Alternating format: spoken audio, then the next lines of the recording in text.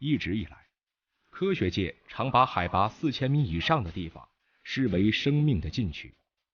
这些地方常年被冰雪覆盖，人迹罕至。巍峨的雪山也被视为宁静、神秘、圣洁的象征。相传，在喜马拉雅山辽阔的冰天雪地之中，生存着一种极为罕见，同时也最为神秘的生物。据生活在雪山附近的人们说，这种生物终年与冰雪为伴，异常的凶猛，在雪山冰川之上如履平地，健步如飞。居住在喜马拉雅山脚下的人们把它视为雪山真正的主人，称其为雪山之王。这种生物行踪难觅，只有极少数人见过它的样子。传说中的雪山之王究竟是什么生物？它的存在与喜马拉雅山又有着怎样的关系呢？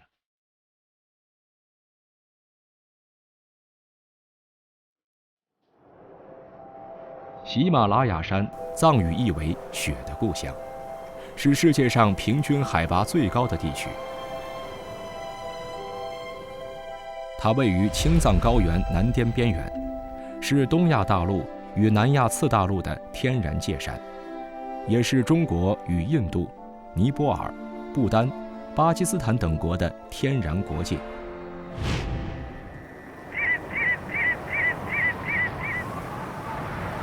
不久前，喜马拉雅山西南地区下了一场突如其来的大雪，大雪纷纷扬扬地飘了好几天，给这一地区增添了几分神秘的色彩。降雪在这里虽说是司空见惯，但6月飞雪的异常天气却有些不同寻常。面对突如其来的大雪，人们对此议论纷纷，认为它预示着可能会有灾祸发生。拉德普拉玛是喜马拉雅山当地的一名牧民。最近，他正在为一件事苦恼。拉德普赶着100多只羊跋涉了1周的时间，来到了多波这个地方。没想到，他刚到这儿才不到3天，就有几只羊莫名的惨遭杀害。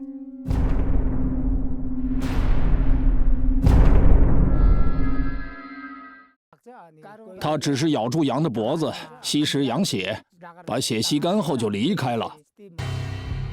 从现场的情况来看，羊的脖子被撕开了一个大口子，血也被吸得一干二净。对此，村民们众说纷纭，一时间流言四起。更令人感到担心的是，类似的惨案还在不断发生。没有人知道还会有多少家畜会因此惨遭毒手。几天之后，多波又下了一场大雪。附近的一户居民竟然惊奇地发现，在自家门前突然出现了一串不同寻常的巨大脚印。人们发现，这些脚印既不像是牛羊等家畜留下的，也不像野猪、熊等野生动物的足迹。脚印的直径在20厘米左右，其形状就像梅花的花瓣一样。人们开始怀疑，羊可能是被某种神秘生物攻击而死的。我们靠近的话，它就会袭击人。关于神秘生物的奇异传言还有很多，那么它究竟是什么生物呢？又为什么会出现在这里呢？为了探明事情的真相，一支由中外专家组成的联合科考队决定前往多波展开考察。喜马拉雅山全长2450千米，宽20至350千米。主峰珠穆朗玛峰是世界最高峰，海拔高达8844.43米。这里年平均气温在0摄氏度以下，平均海拔超过4000米，冰川积雪终年不化，狂风和暴雪也是常年相伴。许多人甚至把它和南极、北极相提并论，被称为第三极。科考队员们深知，他们要面对的是恶劣的高原环境，此次考察必定异常艰难。经过商讨后，科考队决定从尼泊尔加德满都出发，前往多波，开启探寻之旅。多波位于尼泊尔的西北部，与北部的青藏高原、东部及南部的道拉基里峰遥遥相望。这里地势险峻，令人望而却步，是一片荒凉的土地。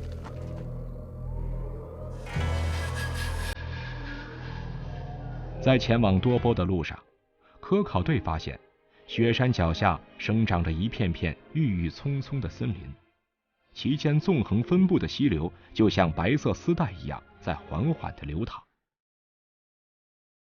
专家告诉队员们，这里是较为典型的针叶林区，主要的树种为松树和冷杉。为了寻找有关神秘生物的线索，科考队在村中找到了一位当地的村民。从村民口中，队员们得到了一个重要的线索。它长着4只很大的脚和一条长而粗大的尾巴，经常沿着雪山的山脊游荡，还喜欢在悬崖峭壁上晒太阳。当地人说，这种动物在山脊上行走如风，来无影去无踪。根据苏瓦纳卡吉的描述，那种神秘的生物有4只碗口那么大的脚，尾巴有1米多长，和人的手臂一般粗。那么，人们口中的神秘动物究竟是什么生物呢？为了查明事情的真相，科考队向着海拔更高的雪山进发。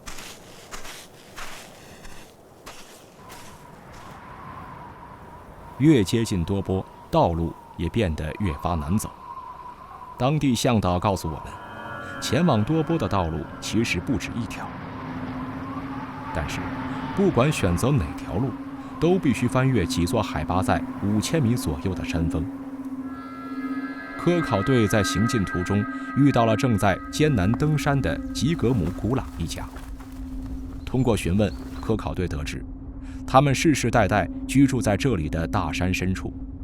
为了购买生活必需品，当地居民经常要长途跋涉，翻越几座大山。今天，他们刚从山下购买了一些玉米回来。我们住的地方特别冷，根本就没有办法种庄稼。吉格姆古朗告诉科考队，在离我们几千米的地方有一个村庄，据说那个村庄就是神秘事件的发生地。在吉格姆古朗的指引下，科考队经过3个多小时的跋涉，终于来到了此次的目的地多波。刚一来到这里，科考队就在一个叫做伦巴克的小村庄发现了关于神秘生物的线索。村民伦达普告诉队员们，在伦巴克的每户牧民都养着上百头家畜，几乎家家户户都发生过羊只被袭击的事件。伦达普家仅去年就有40多头家畜被袭击致死。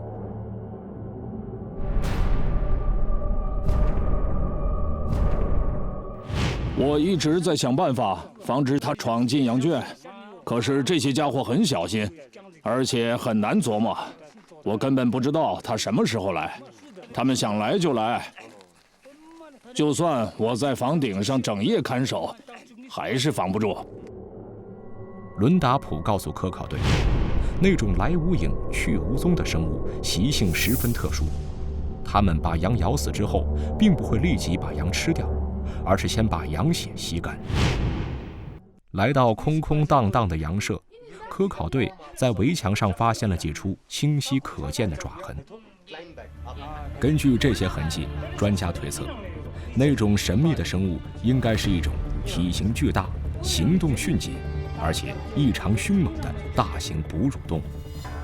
那么，传说中的神秘生物究竟隐藏在什么地方？又是一种怎样的特殊物种呢？科考队在走访中了解到，那种生物一般是在夜间才会来到村庄附近活动。科考队决定在村头安装多部隐蔽拍摄的相机，想看一看它究竟是一种什么样的生物。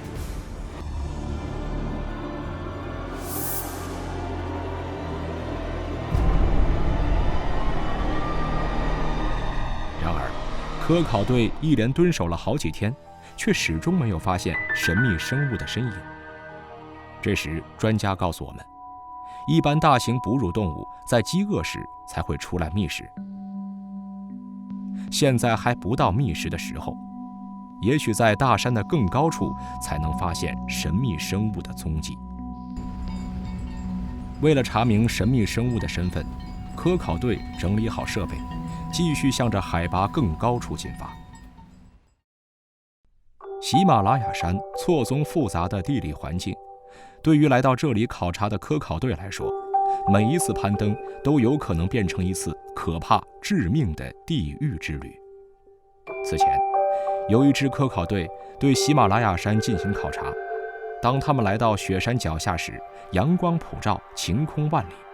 可是转眼间，天空中却突然下起了鹅毛大雪。更令他们没有想到的是，这场大雪竟然引发了一场雪崩，极度的寒冷加上食物短缺，导致被困的队员们因脱水感到头痛，身上多处产生水肿和冻伤，最终迷失了方向。幸运的是，山下的救援队收到了他们发出的求救信号，利用直升机成功把他们解救出来。本次科考队对喜马拉雅山进行的考察，需要翻过几座雪山，也可能会遇到诸如此类的突发状况。面对严酷的自然条件，队员们能否如愿找到传说中的神秘生物呢？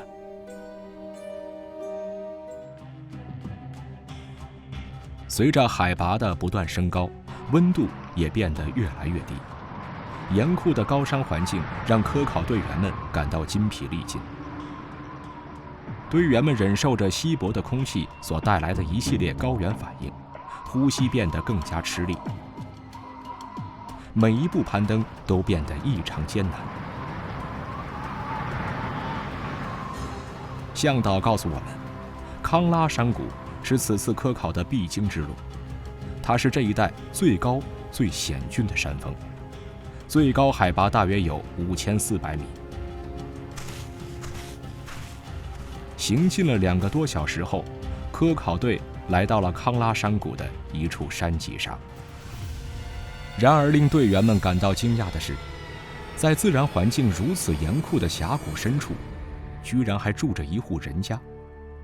带着好奇，科考队来到峡谷内部考察。在这里，我们见到了世代居住在大山深处的塔玛一家。据这位老人讲，那种神秘生物类似于一种大型的猫科动物，全身布满黑色的斑纹，四肢粗大，长有巨大的爪子，尾巴有1米多长。通过查阅相关资料，科考队发现，在喜马拉雅山海拔5000多米的冰封雪岭上，生活着棕熊、赤熊猫和西藏牦牛等野生动物。根据神秘生物的体态特征，通过对比和分析之后，专家推测，那种体型硕大的神秘生物很可能是一种叫做雪豹的大型哺乳类动物。雪豹是亚洲高山地区最具代表性的物种之一，属于一种罕见的大型猫科动物。由于它常在雪线附近和雪地间活动，故名雪豹。雪豹体重可达75公斤，全身灰白色，布满了黑色的斑点，尾巴长而粗大。雪豹通常分布在青藏高原及帕米尔高原地区，它们有自己固定的洞穴，喜欢独居。天降大雪，导致食物短缺，所有野生动物都会下山觅食，雪豹也可能下山寻找猎物。由此，科考队推测，只要找到野生动物经常出没的痕迹，就很有可能会发现雪豹的踪影。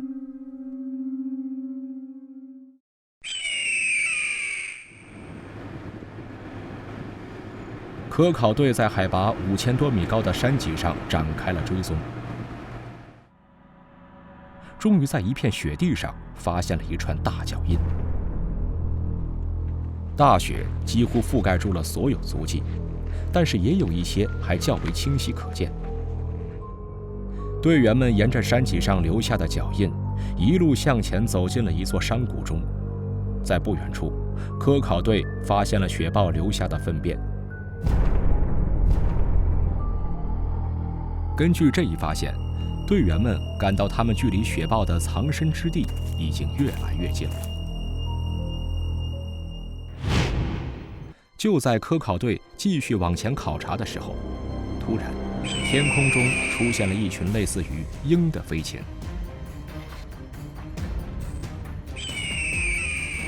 这到底是什么特殊物种？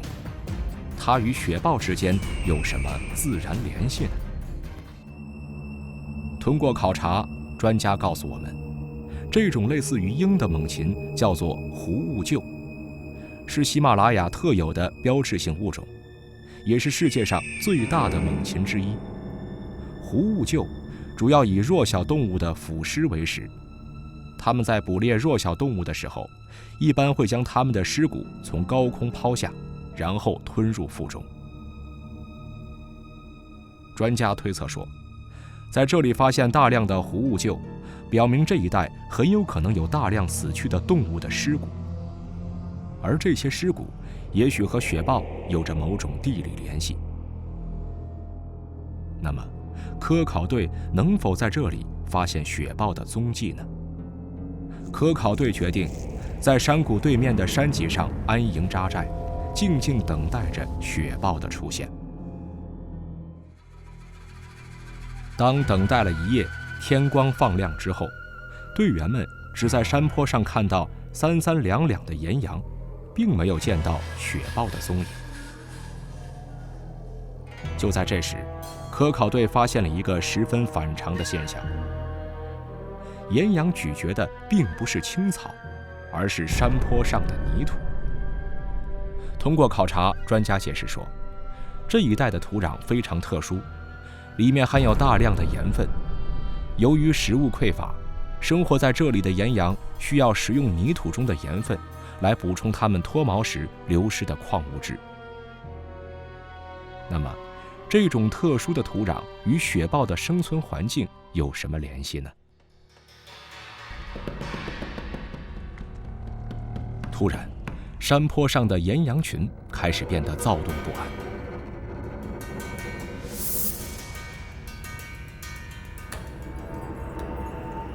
专家推测，岩羊的异常表现预示着即将有天敌来袭。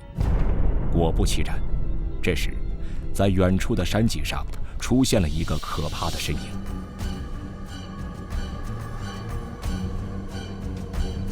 只见这种体型巨大的生物在山脊上攀爬、跳跃，十分迅捷。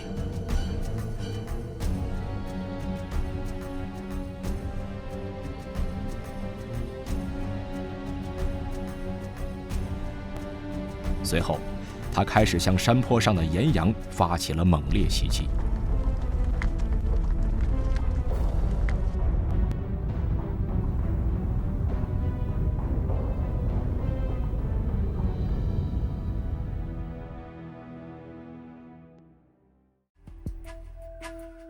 专家告诉队员们，这种动物就是时常下山袭扰村民的雪豹。